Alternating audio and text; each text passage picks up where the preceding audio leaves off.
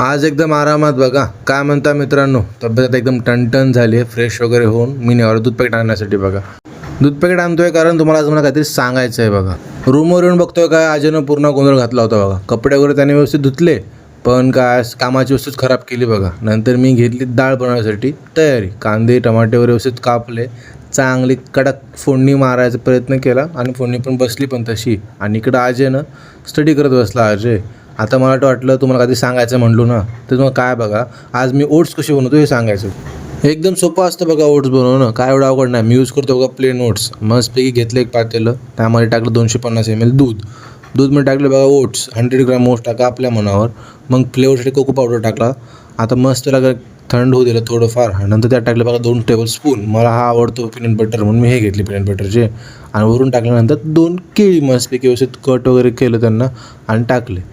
आणि त्यांना व्यवस्थित चांगलं मिक्स केलं. आधी मिक्स करून मस्तपैकी एन्जॉय घेतलं. तुम्ही यात ड्रायफ्रूट्स वगैरे सगळं ॲड करू शकता आणि अजून हाय प्रोटीन करू शकता बघा ह्याला मीलला. नंतर काय मी सगळं गेलो झोपी बघा, कारण त्रास होताच खूप सारा. नंतर फ्रेश वगैरे झालं, आंघोळ वगैरे करून घेतली व्यवस्थित. आणि नंतर जेवण करण्याची बारी होती. आधी म्हटलं कांदे टमाटे वगैरे व्यवस्थित कापून घेऊत आणि अक्षयकडे देऊ ते भाजीचं काम, कारण अक्षय भाजी A1 बनवतो बघा सोयाबीनची. मस्तपैकी कोकणाच्या पद्धतीनं भाजी बनवली बघा, खोबर वगैरे टाकून. आज मनोजनी घेतला होता बघा कॉन्टॅक्ट चपातीचा. मस्तपैकी चपाती भात आणि सोयाबीनची भाजी रस्स्याची घेतलं. आज बेद A1 होता बघा. सगळेजण बसले एकत्र जेवायला.